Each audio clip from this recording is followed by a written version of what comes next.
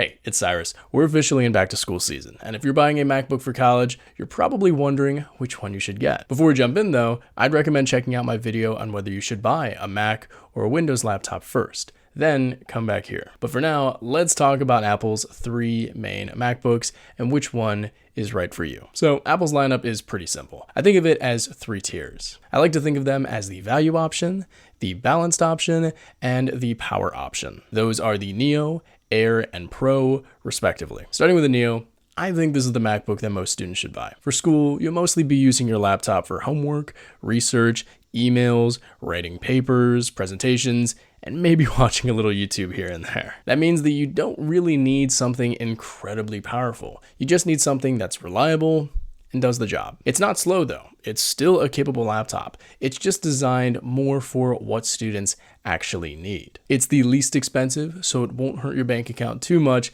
and it doesn't have too many frills that you may never use. When you go to class, you'll likely see this one the most, for good reason. If I were to start college today, this is the one I would buy. Next up, let's talk about the MacBook Air. The Air used to be the MacBook that most students bought, but now it sits in the middle of Apple's lineup. It's still a great laptop. It's thin, lightweight, comes in 2 different sizes, and has more than enough performance for just about anything you'll do in college. But I think its role has changed a little since the Neo released earlier this year. The Neo has that great value. It gives everything most students need at the lowest price. The Pro, on the other hand, is for people who know they need the extra horsepower. The Air, though, that sits right in the middle. It gives you a more premium experience than the Neo without jumping all the way up to the price and performance of the Pro. So then, who should buy the Air? I'd say it's best for those who have the extra cash and value what the Air offers over the Neo, such as the display options, the additional ports, and the extra performance. It's still a great laptop, especially if you plan on keeping it for several years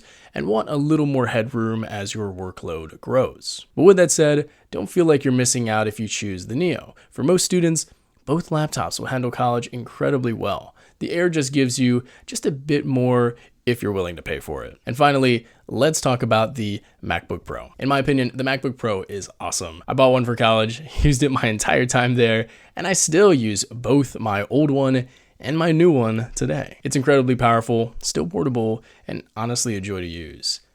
But for the average college student, you probably don't need all that power. The Pro is really designed for people who are constantly pushing their laptop to its limits. If you're editing lots of videos, making software, working on 3D applications and designs, using virtual machines, or doing any other super demanding work, then the extra power can absolutely be worth it. But if you're mainly taking notes, writing papers, browsing the web, answering emails, studying, and even doing some occasional photo or video editing, the Neo or the Air will likely do everything you need. I loved my MacBook Pro throughout college, but looking back, if the Neo had existed when I was starting school, that's probably the one I would have bought. So if I had to rank them for most students, I'd put the Neo first, and then if your budget allows, I'd actually add an iPad before upgrading your MacBook. Then if you still have room in your budget, I'd consider the MacBook Air. And I'd only buy the MacBook Pro if I knew I genuinely needed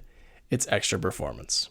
Thanks for watching. I hope this video helped make your decision a little easier, and if you still have any questions, I've linked a few more back to school videos below, along with the MacBooks and other products I recommend for college. Let me know in the comments which MacBook you ended up choosing, and I'll talk to you again soon.